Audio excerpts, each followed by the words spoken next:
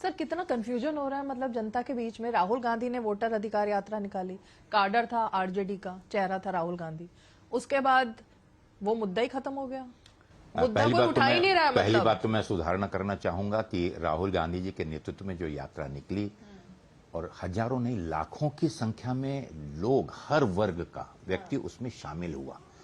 कोई एक विशेष दल से नहीं, लेकिन कांग्रेस या अन्य हमारे मित्र पक्ष दलों से भी उठकर एक सामान्य जनता, एक सामान्य किसान, बेरोजगार, छोटा छोटा व्यापारी, हर वर्ग का, अति पिछड़े वर्ग से सामान्य वर्ग से, हर वर्ग का व्यक्ति उसमें जुड़ा हुआ था। चुनाव चोरी हो गया ये कहा राहुल गांधी ने, चुनाव में अब कुछ बचा नहीं है, बीजेपी सब कुछ लूट ले गई है, ये भी कहा राहुल गांधी ने। तो जब ये सब कुछ राहुल गांधी कह रहे हैं, राहुल गांधी ने तो जनता तो कंफ्यूज हो गई कि भाई फिर कांग्रेस को हम क्यों वोट देने जाए जब ऑलरेडी चोरी हो चुकी है। इस प्रकार की निराशा वाली बात राहुल गांधी मुझे नहीं लगता कि इस जन्म में कभी करेंगे। सर क्या और देखिए, इस प्रकार की निराशा के बीच में ही आशा की किरण बनकर कांग्रेस और राहुल गांधी ने देश में 10,700 किलोमीटर की यात्रा भारत जोड़ो के नाम पर और न्याय यात्रा के नाम पर किया है।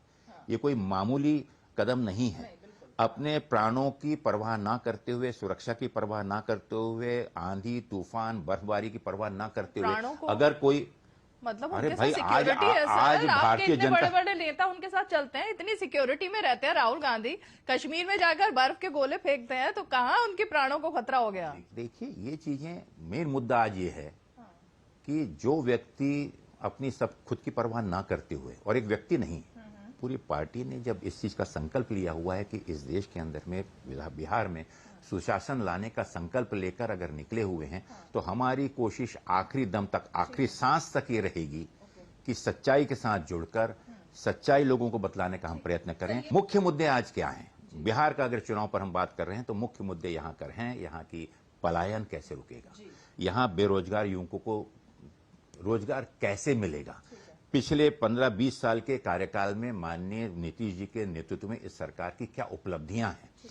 जो पैसा आज वो हमारी आदरणीय मातृशक्ति के लिए घोषणा कर रहे हैं, क्या पीछे पलट कर अगर हम देखें तो महाराष्ट्र में, मध्य प्रदेश में, उत्तराखंड में क्या वो वादे पूरे किए जा रहे हैं? चलते चलते बता दीजिए कि कांग्रेस पार्टी का रोल क्या होने वाला है, कितनी सीटें जीतने वाले हैं, और आपका भी कोई उप मुख्यमंत्री होगा, क्योंकि एक उप मुख्यमंत्री तो तय हो गया, मुकेश सहनी जी।